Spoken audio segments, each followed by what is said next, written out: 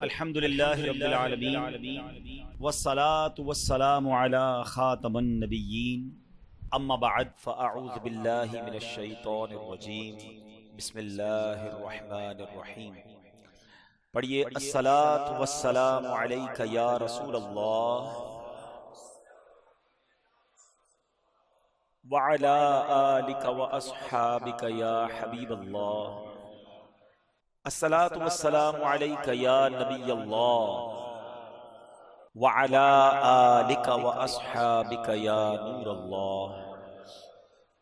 بریلی کے تاجدار امام عشق و محبت، وہ عظیم ہستی کے جو آج 100 سال ان کو دنیا سے پردہ کیے ہوئے ہو چکے ہیں، آج بھی ہمیں عشق رسول کرنا سکھاتے ہیں، آج بھی ہمیں بتاتے ہیں کہ پیارے آقا سے محبت کیسے کرنی ہے. ایک بار مدینہ پاک کا سفر تھا. اعلیٰ حضرت مولانا امام احمد رضا خان صاحب نے یہ تمنا کی کہ میں نے جانا ہے اور نبی پاک کا دیدار کرنا ہے. حاضری تو دیتے ہیں، اس بار آقا کو اپنی آنکھوں سے دیکھنا ہے. اب یہ عاشقوں کے انداز نرالے ہوتے ہیں. ساری رات روضہ رسول پر کھڑے رہے اور درود پاک پڑھتے رہے، ساری رات پڑھتے رہے، مگر دیدار نہیں ہوا. عاشقوں کو آزمایا جاتا ہے، ہاں کبھی کبھی آزمائشیں آتی ہیں. تو اعلیٰ حضرت امام اہل سنت تو کمال کے عاشق تھے، درود پاک بھی پڑھا اور اس کے بعد ایک کلام لکھا یاد مصطفیٰ میں ڈوب کر.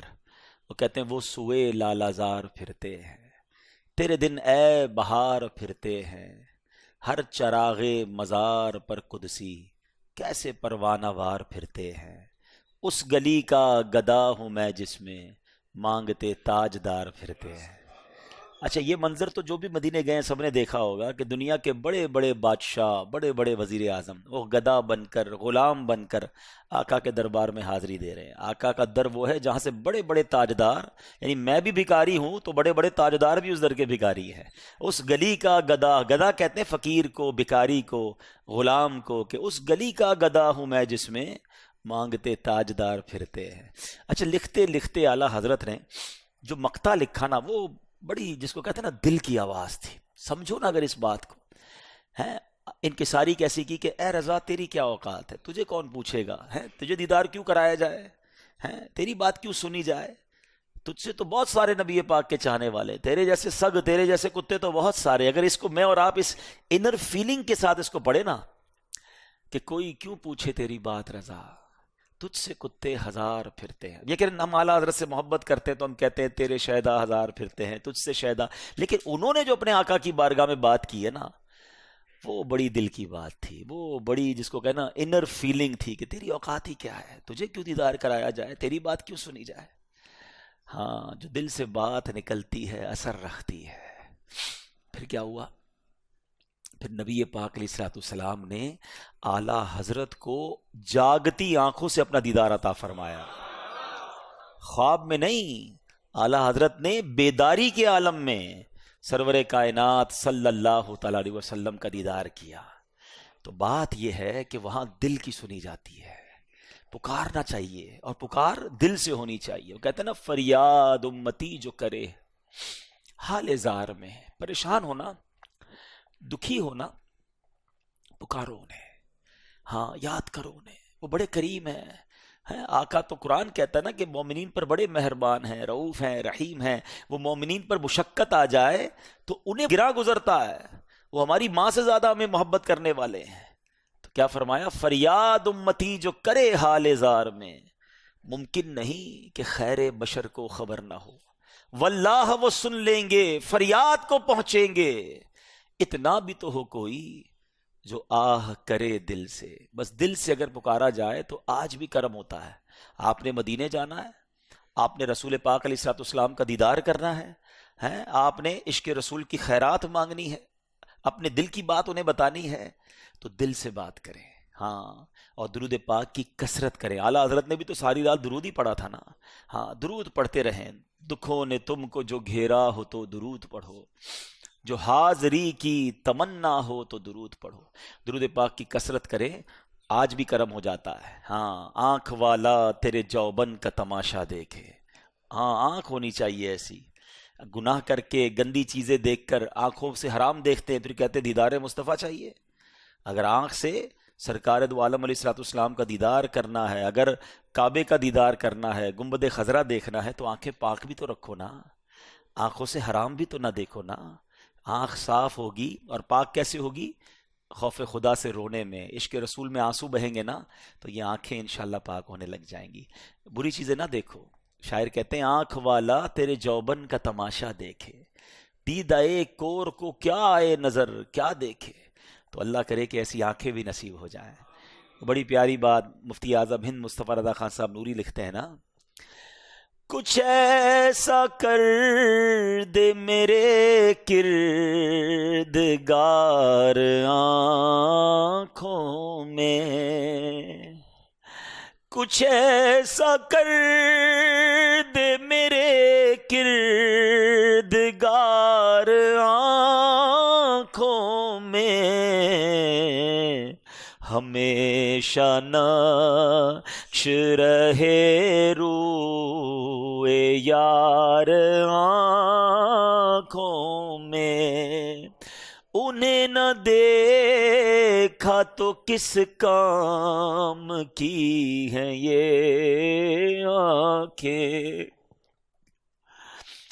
انہیں نہ دیکھا تو کس کام کی ہیں یہ آنکھیں، کہ دیکھنے کی ہے ساری بہار آنکھوں میں۔ اللہ ایسی آنکھیں بھی عطا کر دے، وہ جلوے بھی عطا کر دے، دیدار بھی عطا کر دے، تو انشاءاللہ ہم غلام ہیں، مانگ تو سکتے ہیں نا، قابل نہیں، ہم بھی مانتے ہیں قابل نہیں ہیں ہماری آنکھیں، اور دیدار مصطفیٰ کہاں ہے، ہم تو گندے نکمے، مگر امتی تو ہے نا، جن کے واقعات سنتے ہیں، جن کے معجزات سنتے ہیں، جن کی باتیں سنتے ہیں، ان سے پیار بھی تو ہے نا، تمنا تو کر سکتے ہیں، منہ بھی چھوٹا ہے، اوقات بھی نہیں ہے، مگر کریم کا در ہے، ہمارا کام مانگنا ہے، ہمارا کام التجا کرنا ہے۔ وہ بڑے ہیں، وہ آقا ہیں، وہ اس وقت بھی نوازتے تھے، وہ آج بھی نوازتے ہیں، بس کرم کی باتیں ہیں۔ اللہ کرے کہ ہمیں بھی دیدار مصطفیٰ نصیب ہو جائے، ہمیں بھی بار بار دیدار مدینہ نصیب ہو جائے۔ اے کاش کبھی ایسا بھی ہو خواب میں میرے، ہوں جس کی غلامی میں وہ آقا نظر آئے، ہوں جس کی غلامی میں وہ آقا نظر آئے۔ انشاءاللہ انشاءاللہ آقا ضرور کرم فرمائیں گے۔ ہم پکارتے رہیں، اپنے اعمال درست کرتے رہیں، ایسے کام بھی تو نہ کریں نا جن سے وہ ناراض ہوتے ہیں، ایسی باتیں بھی تو نہ کریں جن سے وہ ناراض ہوتے ہیں۔ آقا فرماتے ہیں نماز پڑھو اور میری آنکھوں کی ٹھنڈک ہے، تو انشاءاللہ نیت کریں کہ اب ساری زندگی نبی پاک کی آنکھوں کی ٹھنڈک، انشاءاللہ ہم نماز کبھی نہیں چھوڑیں گے انشاءاللہ۔ آج کے بعد ہماری کوئی نماز قضا نہیں ہوگی انشاءاللہ۔ سنتوں پر عمل کریں، یقین کریں یہ دنیا کی محبت، مال کی محبت، یہ کچھ بھی کام نہیں آئے گی۔ آقا راضی ہو گئے نا تو بیڑا پار ہو جائے گا، یہ ساتھ لے جائیں گے جنت میں انشاءاللہ۔ ہاں شفاعت انہوں نے کرنی ہے، یہ راضی ہو جائے، وہ راضی ہو جائے، دوست راضی ہو جائے، رشتہ دار راضی ہو جائیں، فیملی راضی ہو جائے، اسی چکر میں ساری زندگی گزار دی ہے۔ کبھی سوچا اللہ رسول راضی ہو جائے، یہ ناراض نہ ہو، خدا را انہی کو ٹارگٹ رکھو، جس سے رب راضی، اس کے حبیب راضی، اس سے سب راضی۔ ہم باقی لوگوں کو خوش کرنے کے چکر میں اللہ اور اس کے رسول کو ناراض کر بیٹھتے ہیں۔ اپنی زندگی کا ٹارگٹ سیٹ کر لے، انشاءاللہ زندگی اور آخرت، دنیا اور آخرت دونوں بہتر ہو جائے گی۔ اللہ مجھے بھی سچا عشق رسول عطا فرمائے، آپ کو بھی سچا عاشق رسول بنا دے۔ اللہ کرے بس آقا کی یادیں دل میں رہے۔ ہاں میں آپ کو صحیح بتاؤں، ابھی اس وقت جس کیفیت میں ہم لوگ ہیں، آپ کو اپنا کوئی غم یاد آ رہا ہے؟ آپ کو اپنی کوئی پریشانی یاد آ رہی ہے؟ نہیں آ رہی. کیوں نہیں آ رہی؟ سیدی اعلیٰ حضرت کہتے ہیں ان کے نثار کوئی کیسے ہی رنج میں ہو. دنیا کی تکلیفیں ہیں نا، پریشانیاں ہوتی ہیں، مگر جب آقا یاد آتے ہیں نا تو پھر پتہ ہے کیا ہوتا ہے؟ ان کے نثار کوئی کیسے ہی رنج میں ہو، جب یاد آ گئے ہیں سب غم بھلا دیے ہیں. جب آقا کی یاد دل میں ہو نا پھر دنیا کے غم نہیں یاد رہتے. تو ان کی یاد رکھو. ہاں، ان کی رہیں ان کے جلوے، بسیں ان کے جلوے، میرا دل بنے یادگار مدینہ. بس اللہ کرے کہ سرکار کی یاد دل میں رہے. دنیا کی محبت سے نکل جاؤ. اللہ اور اس کے رسول کی محبت دل میں آ گئی نا، زندگی کا مزہ آ جائے گا. ہاں، ہم بعض اوقات محفل میں تو آنسو بھی بہاتے ہیں، نعت ہوتی ہے تو کچھ رکت بھی طاری ہو جاتی ہے. مزہ پتہ ہے کیا ہے؟ ٹھیک ہے محفل میں بھی ہونا چاہیے مگر اکیلے میں. ہاں، کوئی دیکھے نا، میں ہوں اور میرے آقا کی یادیں ہوں، میں ہوں اور مدینے کی یادیں ہوں، ہے نا. دل میں ہو یاد تیری، گوشئے تنہائی ہو، پھر تو خلوت میں عجب انجمن آرائی ہو. اللہ کرے کہ ہمیں ایسی خلوتیں بھی نصیب ہو جائیں. اکیلے میں بھی ہم گناہ نہ کریں، درود پاک پڑھیں، تلاوت قرآن کریں. اکیلے میں بھی ہم اللہ اور اس کے رسول کو یاد کریں تو پھر دیکھیں انشاءاللہ یہ جو تنہائیاں ہیں نا، ہاں اللہ کو بڑا پسند ہے وہ بندہ. آپ کو پتہ ہے ہم ماشاءاللہ اجتماع میں آتے ہیں، محفل میں دعا ہوتی ہے، ہم روتے بھی ہیں، اچھی بات ہے. مگر وہ لوگ جن کو قیامت کے دن اللہ کے عرش کا سایہ ملے گا، ان خوش نصیبوں میں ایک خوش نصیب وہ بھی ہے جو تنہائی میں اللہ کو یاد کرے اور اس کی آنکھوں سے آنسو بہہ جائے. ہاں، تنہائی میں رونے والا اللہ کو بڑا پسند ہے. تو نیت کریں انشاءاللہ تنہائی میں بھی دعائیں کریں گے. تہجد ابھی موقع ہے، رمضان میں رات جاگتے ہیں نارملی ہم نا، تو کوشش کیا کریں یہ رات گھومنا پھرنا چھوڑے، گھر کے کسی کونے میں مصلی بچھائیں، تہجد پڑھیں، تو کچھ تلاوت کریں اور پھر اللہ سے باتیں کریں. ہاں، یہ بڑا پیارا وقت ہوتا ہے رمضان کی راتیں اور اللہ سے باتیں ہیں. یا اللہ میں پریشان ہوں، یا اللہ میں دکھی ہوں، اے اللہ بیمار ہوں، میرے بھائی کا مسئلہ ہے، بہن کا مسئلہ، کتنے مسئلے ہمارے، کسی کا کاروبار کا پرابلم، کسی کا اولاد کا مسئلہ. سب سے کہتے ہو، رب سے کیوں نہیں کہتے؟ اور یہ جو اکیلے میں باتیں ہیں نا اللہ سے، ہاں اس کا مزہ ہی اور ہے، اس کی فیلنگز ہی اور ہے. مجھے ایک بات بتاؤ، کبھی آپ جس کے پاس ماں ہے، خوش نصیب ہو جس کے پاس ماں ہے، جس کی ماں نہیں ہے اس سے پوچھو اس کو کتنا یاد آتی ہے. کبھی ایسا ہوا ہوگا زندگی میں کہ آپ پریشان ہوں گے کسی وجہ سے اور رات نیند نہ آ رہی ہو اور اپنی ماں کے پاس گئے ہوں گے کہ ماں جی بیمار ہوں، ماں جی پریشان ہوں، کاروبار کا پرابلم ہو گیا، فلاں چیز میں پھنس گیا ہوں. تو کیا ماں کروٹ بدل کر سو گئی تھی؟ ماں کی نیند اڑ گئی تھی. ماں نے سینے لگایا تھا کہ بیٹا گھبرا نہیں میں ہوں، اور ماں نے دعائیں شروع کر دی. ایسا ہی ہے نا، یہ ہوتی ہے ماں. ہم سے زیادہ تکلیف میں آ جاتی ہے پھر بھی ماں کی قدر لوگ نہیں کرتے. لیکن سچ بتاؤ، کبھی رات کو بستر سے اٹھ کر میں اس کی بارگاہ میں چلا جاؤں جو میری ماں سے بھی کئی گنا زیادہ چاہنے والا ہے، اور اس سے کہوں مولا پریشان ہوں، مولا تکلیف میں ہوں، بیماری میں ہوں، قرضے میں ہوں، مدینے جانا ہے، انتظام نہیں ہے، جو پرابلم ہے کہو نا اس سے. کیا وہ اس کی رحمت تمہیں اپنے دامن میں تمہیں نہیں چھپائے گی؟ یقیناً کرم ہوگا. دل سے دعائیں کرنا سیکھو، اکیلے میں رب سے باتیں کرنا سیکھو، آنسو بہانا سیکھو، اس کا مزہ ہی اور ہے. ادھر ادھر دھکے کھاتے ہو نا، سارے دھکے ختم ہو جائیں گے اگر اللہ کی بارگاہ میں سر جھکا لو گے. اللہ کرے. میرے بے رب جملے ہیں، میں شاید صحیح بات بھی نہیں کر پا رہا، میں اپنی بس جو کیفیت ہے وہ میں بیان کر رہا ہوں. اللہ کرے اس سے کچھ آپ حاصل کر لیں اور ان چیزوں کو اڈاپٹ کریں. اس کا لطف بہت ہے. یہ جو رکت قلبی ہے نا، اللہ کی یاد، اس کے حبیب کی یاد، اس کی یاد میں آنسو بہانا، اس کا مزہ ہی اور ہے. اللہ مجھے بھی نصیب فرمائے اور آپ کو بھی نصیب فرمائے. درود پاک پڑھ لے، صلو علی الحبیب. اصحاب بدر، واقعہ بدر، that was the most historical event in the history of Islam. غزوہ بدر جو ہے یہ اسلام کی تاریخ کا ایک ایسا باب ہے، ایسا سنہرا باب ہے، ایسا ڈیسائیڈر ہے کہ جس کے بارے میں صرف مسلمان ہی فخر نہیں کرتے. آج بھی ساری دنیا کے جو غیر مسلم ہیں نا، ان کو بھی پتا ہے کہ بدر کے میدان میں ہوا کیا تھا.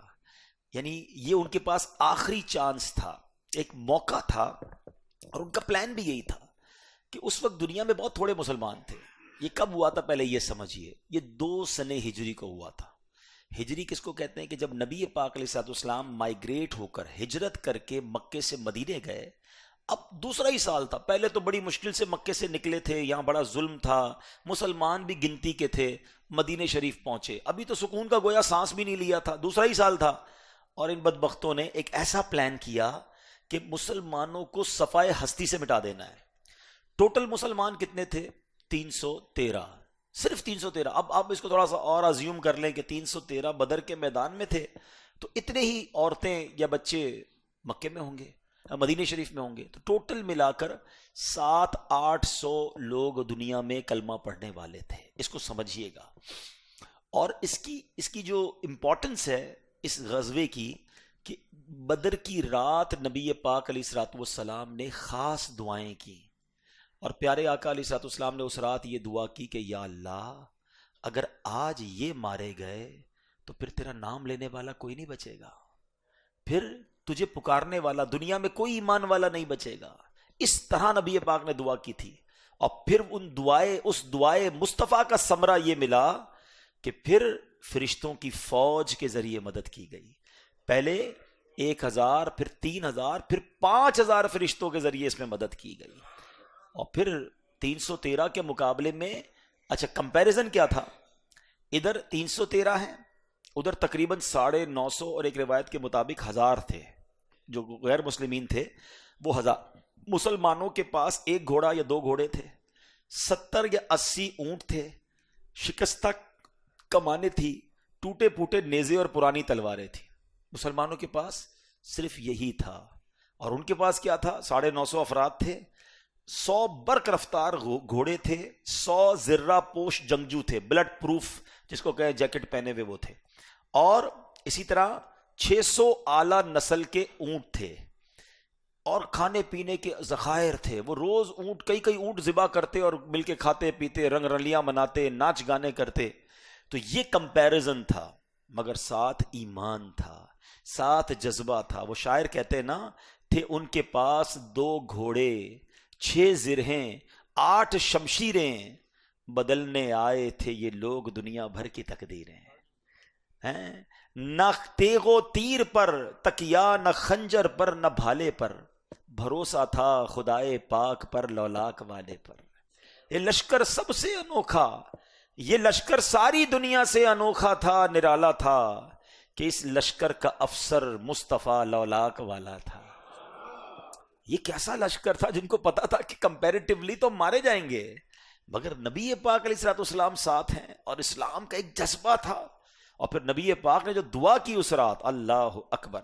اسی لیے کہتے ہیں نا کہ بدری صحابہ کی جو ویلیو ہے نا صحابہ کرام میں، وہ سب سے نرالی ویلیو ہے، ون آف دا موسٹ، جو ٹاپ لیول کے صحابہ کرام آتے ہیں نا، یعنی 4 خلفائے راشدین ہیں، پھر عشرہ مبشرہ ہیں، اور ان کے بعد بدر کے صحابہ کی جو ہے نا بڑی ویلیو ہے، بلکہ بعد میں بھی جو بدر کے صحابہ تھے نا بدری صحابی کہلاتے تھے۔ جب صحابہ کرام آپس میں بیٹھتے نبی پاک کے دنیا سے پردہ فرمانے کے بعد بھی، تو صحابہ کرام دیکھتے کوئی بدری صحابی موجود ہے تو اس کا مشورہ لیتے تھے، ان کو عزت دیا کرتے تھے، کیونکہ یہ اس وقت موجود تھے اور ان سے رب نے مغفرت کا وعدہ فرمایا ہے۔ ویسے تو ہر صحابی نبی جنتی ہے، مگر بدری صحابہ سے بدر کے میدان میں جنہوں نے اپنے آپ کو پیش کیا، خاص طور پہ مغفرت کا وعدہ، ان کے تمام گناہوں کو معاف کرنے کا، ان کی خطاؤں سے درگزر کرنے کا وعدہ فرمایا۔ تو ایسے یہ صحابہ کرام ہیں۔ بہرحال میرے پیارے اسلامی بھائیوں، اب ہوا کیا، تھوڑا سا اس کی ڈیٹیل سمجھتے ہیں اور ایمان تازہ ہوگا۔ 313 صحابہ کرام جب بدر کی مقام پر پہنچے نا، تو مسلمانوں سے پہلے کفار نے اپنا یوں سمجھیے کہ ڈیرا ڈال لیا تھا۔ مسلمانوں نے اپنا سارا سسٹم جو ہے وہاں، غیر مسلموں نے اپنا ڈیرا پہلے ہی جما لیا تھا۔ تو وہ جو جگہ تھی نا، انہوں نے پانی دیکھ کر، نارمل زمین دیکھ کر اپنے خیمے گاڑ دیے۔ مسلمان جہاں پہنچے تو مسلمانوں کے پاس نہ پانی کا کوئی کنواں تھا، اور زمین بھی جو ہے نا وہ ریتیلی تھی، تو اس میں پیر صحیح جمتا نہیں تھا۔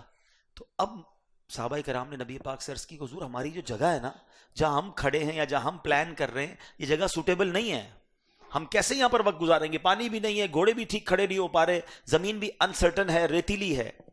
تو اللہ کے حبیب علیہ الصلوۃ والسلام، سبحان اللہ، نبی پاک پر رب کی کیسی رحمتیں ہیں، بدر کے میدان میں ایک بارش آتی ہے، دیکھو یہ غیبی مدد کہتے ہیں نا، بارش اللہ کی رحمت ہے. کیسی رحمت والی بارش تھی؟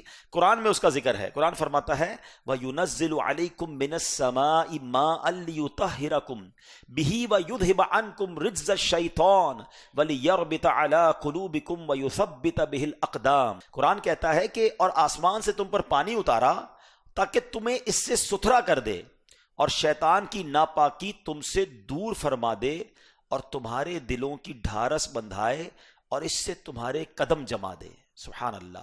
تو پتہ یہ چلا کہ اس بارش سے ہوا کیا، کتنے فائدے ہوئے؟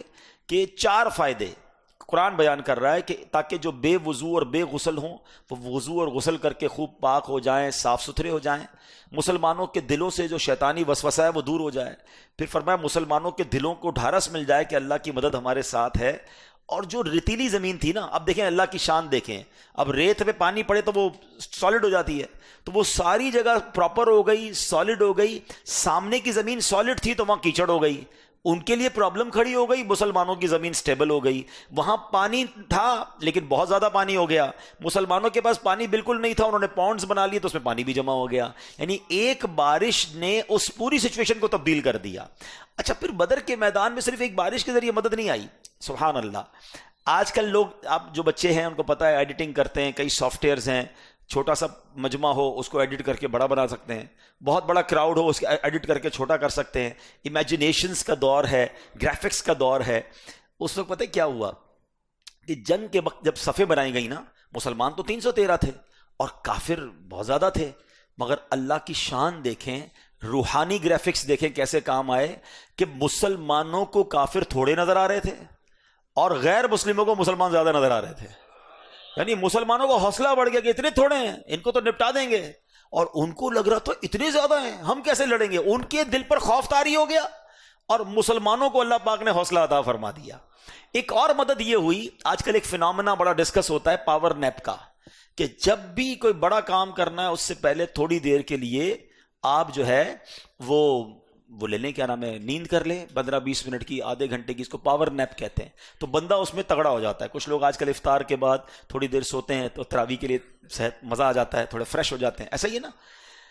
آپ کو پتہ ہے جنگ کے لیے صفیں بن چکی تھیں اور اللہ پاک نے مسلمانوں پر ایک نیند طاری کر دی. یہ کیسے پاسبل ہے کہ دشمن سامنے کھڑا ہو اور سارے کے سارے جو مسلمان ہیں وہ نیند میں چلے گئے؟ تھوڑی دیر کی نیند تھی لیکن تھوڑی دیر کے لیے انہوں نے پلک جھپک کر جب آنکھیں کھولی تو سارے کے سارے مسلمان فریش ہو چکے تھے. سب کو ایک نئی طاقت مل چکی تھی. وہ کہتے ہیں نا کمپیوٹر ری سٹارٹ ہو جاتا ہے.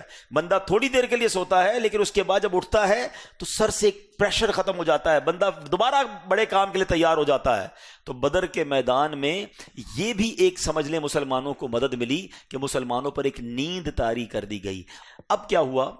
غزوہ شروع ہونے لگا تو وہاں جو ہے وہ اور عجیب عجیب داستانیں. حضرت سعد بن ابی وقاص رضی اللہ تعالیٰ عنہ کے چھوٹے بھائی سیدنا عمیر بن ابی وقاص رضی اللہ تعالیٰ عنہ ابھی 9 عمر ہی تھے، چھوٹے ہی تھے. بدر کے موقع پر کبھی ادھر چھپتے تھے کبھی ادھر چھپتے تھے کیونکہ سلیکشن ہو رہی تھی کہ کون کون لڑائی کے لیے جائے گا. تو حضرت سیدنا سعد رضی اللہ تعالیٰ عنہ فرماتے ہیں میں نے تعجب سے پوچھا کیوں چھپتے ہو؟ تو کہتے ہیں کہ مجھے اللہ کی راہ میں لڑنے کا بڑا شوق ہے، شہادت کا شوق ہے، عمر چھوٹی ہے، کہیں نبی پاک مجھے دیکھ کر لائن سے نکال نہ دے. تو پیارے آقا علیہ الصلوۃ والسلام کی توجہ میں آ گئے. نبی پاک نے کہا آپ تو نہیں جا سکتے، آپ کی عمر چھوٹی ہے. تو وہ رونے لگے کہ نہیں میں نے جانا ہے اور میں نے شہید ہونا ہے. اللہ اکبر. نبی پاک علیہ الصلوۃ والسلام نے جب ان کا رونا دیکھا تو ان کو اپنے غزوے میں شامل فرما لیا. یہ وہ لوگ تھے جو جان دینے کے لیے روتے تھے. آج گناہ کرنے کے لیے ماں باپ کے آگے بچے رو رہے ہوتے ہیں، میں نے ادھر جانا ہے، میں نے ادھر جانا ہے. یہ کیسی تربیت تھی، یہ کیسے لوگ تھے؟ اور پھر یہ شریک بھی ہوئے اور اللہ کی راہ میں شہید بھی ہو گئے. اچھا 2 اور بچے تھے، انہوں نے تو کمال کر دیا نا. نبی پاک علیہ الصلوۃ والسلام کا جو سب سے بڑا دشمن ہے نا ابو جہل ہے. اس امت کا فرعون کہا گیا اسے. پیارے آقا علیہ الصلوۃ والسلام کا سب سے بڑا وہ دشمن تھا. اب 2 بچے جو تھے، حضرت عبد الرحمن بن عوف کہتے ہیں جب لائنیں لگی ہوئی تھیں تو 2 بچے میرے پاس آئے کہ حضرت یہ بتائیں ابو جہل کہاں ہے؟ تو تمہیں کیا کام ہے ابو جہل سے؟ چھوٹے بچے. وہ بچوں نے جو کہا نا وہ شاعر نے اپنے الفاظ میں بیان کیا. کہتے ہیں قسم کھائی ہے مر جائیں گے یا ماریں گے ناری کو. قسم کھائی ہے مر جائیں گے یا ماریں گے ناری کو. سنا ہے گالیاں دیتا ہے وہ محبوب باری کو. اور ان بچوں کو جب بتایا نا حضرت عبد الرحمن بن عوف نے کہ وہ رہا ابو جہل، وہ دوڑتے ہوئے گئے اور دونوں بچوں ان پر حملہ کر دیا اور اتنے وار کیے تلوار کے کہ ابو جہل کو واصل جہنم کر دیا. ان بچوں نے مار دیا. اللہ کی شان دیکھیں, ان کا جرنیل, ان کا سپہ سالار کسی بڑے طاقتور صحابی کے ہاتھوں ہلاک نہیں ہوا, برباد نہیں ہوا, بلکہ 2 چھوٹے بچوں کے ہاتھوں اس کا کام تمام ہو گیا. اور اب جب یہ غزوہ شروع ہوا نا تو مسلمان حیران تھے کہ ہم تو ابھی چابک اٹھاتے ہیں, ہم تلوار اٹھاتے ہیں, اس سے پہلے ہی کافر کا سر اڑ جاتا ہے. تو نبی پاک کے پاس آئے کہ حضور سمجھ نہیں آ رہی ہو کیا رہا ہے, ہم تو کسی کی طرف جاتے ہیں اس سے پہلے وہ گر جاتا ہے, اس سے پہلے اس کا سر اڑ جاتا ہے. تو اللہ کے حبیب علیہ الصلوۃ والسلام نے فرمایا یہ تیسرے آسمان کی مدد آئی ہے. صحابہ کرام کو اپنے سر پر گھوڑا دوڑنے کی آواز آتی تھی, چابک چلنے کی آواز آتی تھی, بلکہ ایک آواز آتی تھی ایک دم حیزوم, اے حیزوم آگے بڑھ. اور یہ حیزوم کون ہے؟ علماء فرماتے ہیں حضرت جبریل علیہ الصلوۃ والسلام کے گھوڑے کا نام ہے. تو فرشتے آئے, مسلمانوں 313 میں سے صرف 14 شہید ہوئے اس غزوے میں, اور کفار میں جو جس کو کہتے ہیں نا سراسیمگی پھیل گئی, وہ اتنے خوف زدہ ہو گئے کہ یہ ہو کیا رہا ہے, ہم کچھ ہمارے کون مار رہا ہے, ہم کو یہ نظر نہیں آ رہا, یہ دشمن کدھر سے آ گیا ہے. انہوں نے بوریا بستر سمیٹا اور وہ بھاگے. کئی لوگ ان کے یوں سمجھے کہ دنیا سے گئے. اور اس میں اس دن جو ہیبت پڑ گئی نا کفار کے دل پر کہ ان سے لڑائی کرنا آسان نہیں ہے, ان کے لیے تو فرشتے مدد کو آ جاتے ہیں. یعنی ان کا تو فل پلان تھا کہ 313 ایک ہی باری میں ختم کرو, اسلام کا نام ہی ختم ہو جائے گا, ختم لپیٹ دیا جائے گا اسلام. مگر انہیں کیا پتا تھا کہ کس کا دین ہے, کس کون سے حبیب علیہ الصلوۃ والسلام. اب تھوڑا سا میں ٹچ دے دیتا ہوں کہ جب بھی اسلام کو مٹانے کی کوشش کی گئی ہے نا, پھر دیکھیں کیسے غیب سے مدد آئی اور پوری دنیا کے لوگوں پر ہیبت طاری کر دی گئی. جو یہ کعبہ گرانے ابرہہ آ رہا تھا, سورہ فیل کا واقعہ یاد ہونا چاہیے آپ کو, کہ وہ تو آیا تھا ہاتھیوں کا لشکر لے کر کہ ایک بار کعبے کو ختم کر دو, نہ رہے کعبہ نہ کرے حج. مگر اس کو پتا نہیں تھا کہ یہ گھر کس کا ہے. اور دنیا کا دستور ہے ایئر فورس کا مقابلہ ایئر فورس کرتی ہے, دنیا کا دستور ہے آرمی کا مقابلہ آرمی کرتی ہے, جہاز کا مقابلہ جہاز, ٹینک کا مقابلہ ٹینک.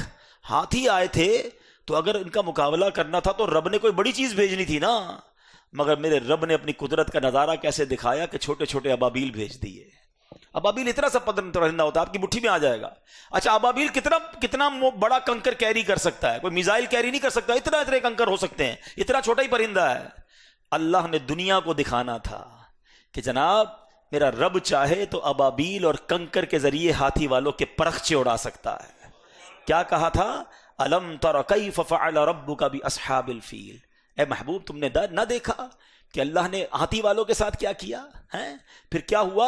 ان کو فجعلہم کعصف مأکول, انہیں بھوسے کی طرح پیس پیس ٹکڑے ٹکڑے کر دیا گیا. یہ ہمیں پتا چلتا ہے کہ جب اسلام پر ایسا حملہ ہوتا ہے نا اور ایمان والے مضبوط ہوں تو اللہ غیب سے کیسی مدد کرتا ہے.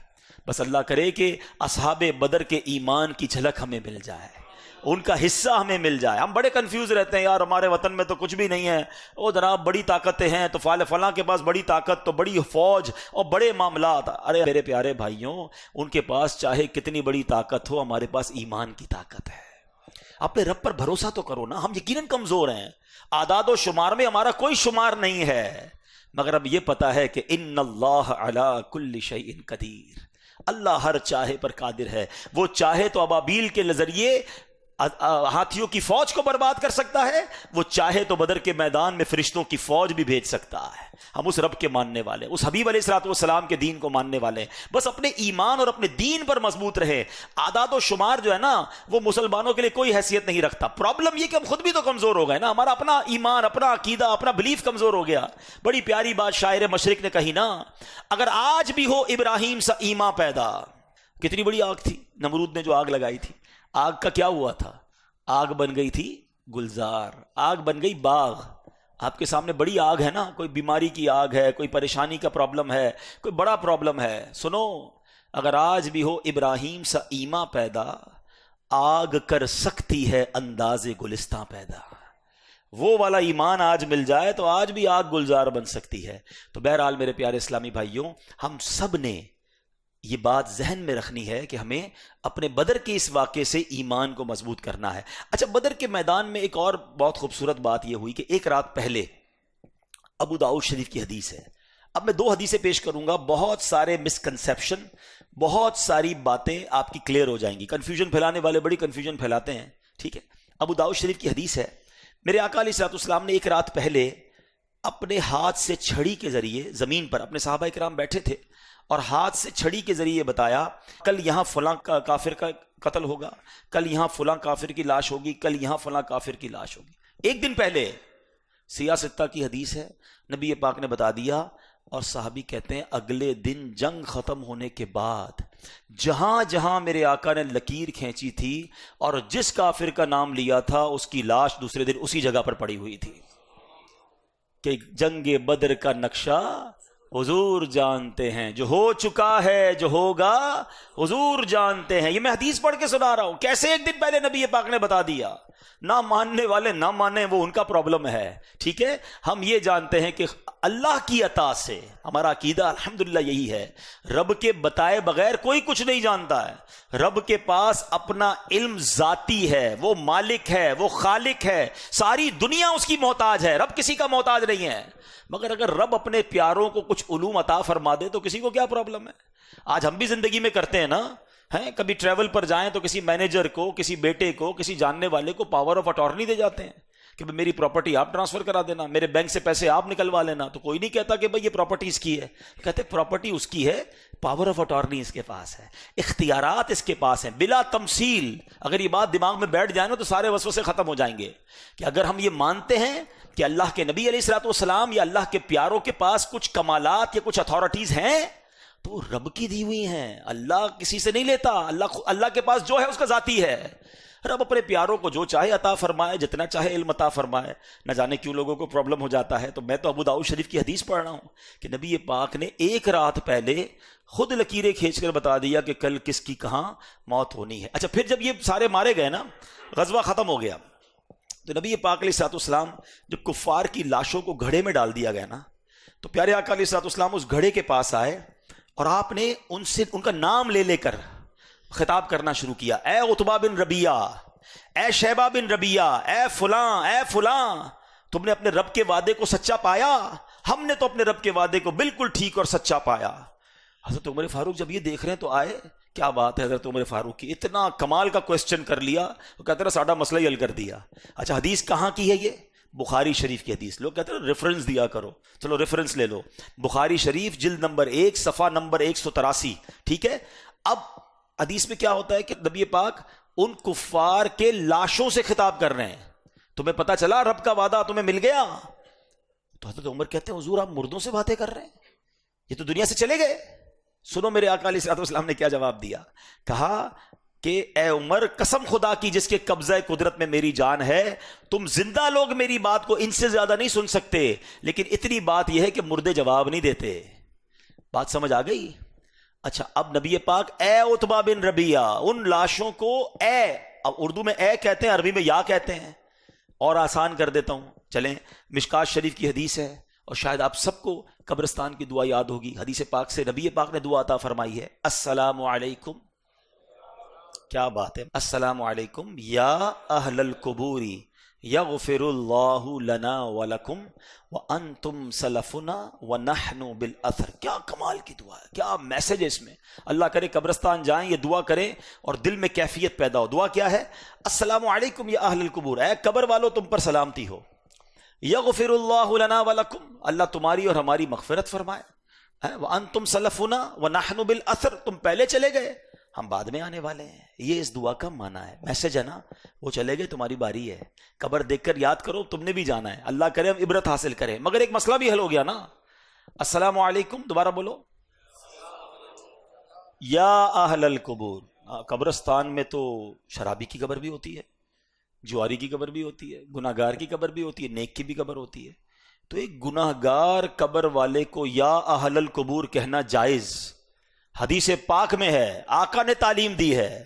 اور ہم یا رسول اللہ کہیں تو پتہ نہیں کیوں پرابلم ہو جاتی ہے، ہم یا غوث اعظم کہیں تو نہ جانے کیوں پرابلم ہو جاتی ہے. یہ تو حدیثوں سے ثابت ہے نا. کون ان کو رب مان رہا ہے؟ کون ان کو جناب معاذ اللہ عبادت کے لائق مان رہا ہے؟ ہم تو بار بار کہہ رہے ہیں کہ تمام انبیاء، تمام اولیاء، تمام صحابہ رب کے محتاج ہیں. رب کسی کا محتاج نہیں ہے.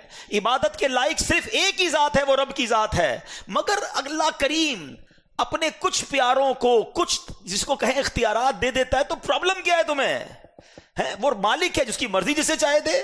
ہے آپ کا جو سب سے زیادہ قریبی دوست ہوتا ہے، آپ کا محبوب ہوتا ہے، آپ کا پیارا ہوتا ہے، کسی کو بچے سے پیار، کسی کو بیوی سے پیار، کسی کو دوست سے پیار، ہم کیا کہتے ہیں؟ یار یہ میرا اپنا ہے، میرا جو ہے سب اس کا ہے. ہوتا ہے نا، بہت جب کلوز ہو جاتے ہیں تو میرا تیرا نہیں ہوتا، یار میری جان حاضر اس کے لیے، ہوتا ہے نا. تو جب رب نے پیارے آقا کو حبیب اللہ بنا لیا ہے، اپنا حبیب بنایا ہے، تو پھر اس کی وہ اپنی کائنات میں جو چاہے اپنے حبیب کو دے.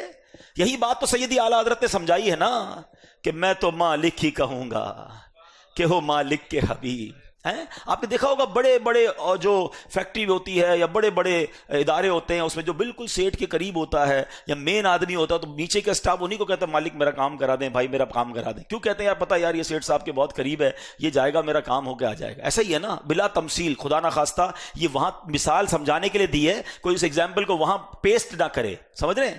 اعلیٰ حضرت کہتے ہیں میں تو مالک ہی کہوں گا کہ ہو مالک کے حبیب، یعنی محبوب و محب میں نہیں میرا تیرا. جو رب کا ہے اللہ نے اپنی عطا سے اپنے حبیب کو بہت کچھ عطا فرمایا ہے، تو اس میں کیا ٹینشن ہے؟ ٹھیک ہے، پرابلم جب ہوتا، ٹینشن جب ہوتا جب معاذ اللہ کو یہ سمجھتا کہ جناب فلاں ولی یا فلاں نبی جو دیتے ہیں وہ اپنی طرف سے دیتے ہیں، اللہ سے لے کے نہیں دیتے، ان کا علم ذاتی ہے، پھر تو شرک ہو جائے گا. ہم سب کا ماننا یہ ہے کہ خالق، مالک، دینے والا، زندگی، موت، شفا سب دینے والا رب ہے اور اس کا سب کچھ ذاتی ہے. مگر اگر اس نے اپنے کرم سے کچھ لوگوں کو اختیار دیا ہے تو کوئی ٹینشن کی بات نہیں ہے، وہ جو بھی دیتے ہیں رب سے لے کر دیتے ہیں. اور میں نے آپ کو حدیث پاک سے ثابت کر دیا کہ نبی پاک فرما رہے ہیں یا اہل القبور. اچھا اہل القبور میں تو چلو مسلمان کی قبریں ہیں نا، بدر کے میدان میں تو غیر مسلموں کو نبی پاک پکار رہے ہیں، اے کفار تمہیں یاد ہے رب کا وعدہ مل گیا. حضرت عمر نے سوال بھی کر لیا، حضور آپ مردوں کو پکار رہے ہیں. تو امید ہے آئندہ کوئی کنفیوز کرنے کی کوشش کرے گا تو انشاءاللہ آپ کنفیوز نہیں ہوں گے. نبی پاک کو اللہ نے بڑے کمالات سے نوازا. چلو ایک اور حدیث سن لو. لوگ کہتے ہیں قرآن و حدیث سے بات کریں، آپ سب کو وہ حدیث یاد ہونی چاہیے. پیارے آقا علیہ الصلوۃ والسلام ایک بار احد کے پہاڑ پہ گئے. احد پہاڑ پہ زلزلہ آنا شروع ہو گیا. عاشق کہتے ہیں احد جھومنے لگ گیا. عشق کی زبان میں احد، نبی پاک آ گئے تو وہ جھومنے لگ گیا، ویسے زلزلہ آ گیا. اچھا ارتھ کویک، زلزلہ وہ آفت ہے، اتنی سائنس نے ترقی کر لی، آج تک دنیا کی کوئی طاقت نہ زلزلے کی پریڈکشن کر سکتی ہے کہ کب آئے گا، اور آ جائے تو روک بھی نہیں سکتی ہے. مگر دیکھو میرے نبی کی شان، سبحان اللہ. حدیث کے الفاظ ہیں میرے آقا نے احد پہاڑ کو ٹھوکر لگائی، اے احد رک جا، کیا تجھ پر ایک نبی، ایک صدیق اور 2 شہید ہیں. احد کا زلزلہ رک گیا. 2 باتیں سیکھنی ہیں. ایک تو اللہ نے نبی پاک کو اتھارٹی کیسی دی ہے. سیدی اعلیٰ حضرت فرماتے ہیں نا، ایک ٹھوکر سے احد کا زلزلہ جاتا رہا. آقا نے ٹھوکر لگا دی نا، ایک ٹھوکر سے احد کا زلزلہ جاتا رہا. رکھتی ہیں کتنا وقار اللہ اکبر ایڑیاں. اللہ نے ایسا کمال دیا، یہ تو شان مصطفیٰ ہے. مگر ایک سوال ہے جناب، پیارے آقا نے فرمایا ایک نبی، ایک صدیق اور 2 شہید ہیں. نبی تو نبی پاک علیہ الصلوۃ والسلام ہو گئے، صدیق ابوبکر صدیق رضی اللہ تعالیٰ ہو گئے. 2 کون ساتھ تھے؟ حضرت عمر ساتھ تھے، حضرت عثمان ساتھ تھے. پیارے آقا کو پہلے کیسے پتہ چل گیا کہ یہ شہید ہوں گے؟ یہ تو حیات تھے نا، ساتھ موجود تھے پہاڑ پر. مطلب اور کتنی آپ کو حدیثیں اور ایویڈنس چاہیے کہ اللہ نے اپنے حبیب کو بہت سارے علوم سے نوازا تھا، اور ہم تو غلام ہیں. اچھا غلام کو تو خوش ہونا چاہیے. پتہ نہیں کیوں پرابلم ہوتی ہے لوگوں کو، بھائی آپ کے نبی کو اتنا بڑا مقام ملا تو آپ کو تو خوش ہونا چاہیے. کچھ لوگوں کو پتہ نہیں کیوں پرابلم شروع ہو جاتی ہے، ارے ہم تو ان کے امتی ہیں، ہی ہماری خوش نصیبی ہے. وہ ہمارے نبی، ان کے ہم امتی، امتی تیری قسمت پہ لاکھوں سلام. تو ہمیں تو انجوائے کرنا چاہیے جب اللہ کے نبی کی شان بیان ہو اور ان کے کمالات بیان ہو. تو بہرحال میرے پیارے اسلامی بھائیوں، بدر کا واقعہ one of the amazing historical event in the history of Islam. اللہ نے جو مدد فرمائی، سبحان اللہ، ایمان تازہ ہو جاتا ہے. مگر وہ صحابہ اپنا کام کر گئے، انہیں تھوڑی پتا تھا کہ فرشتے آئیں گے. وہ تو جان دینے ہی گئے تھے، وہ تو گئے تھے قربان ہونے. انہوں نے کہا تھا حضور ہم آپ کے ساتھ ہیں، ان کو پتا تھا کہ مارے جائیں گے، مگر اللہ کے نام پر سب کچھ قربان کرنے کے لیے وہ تیار تھے.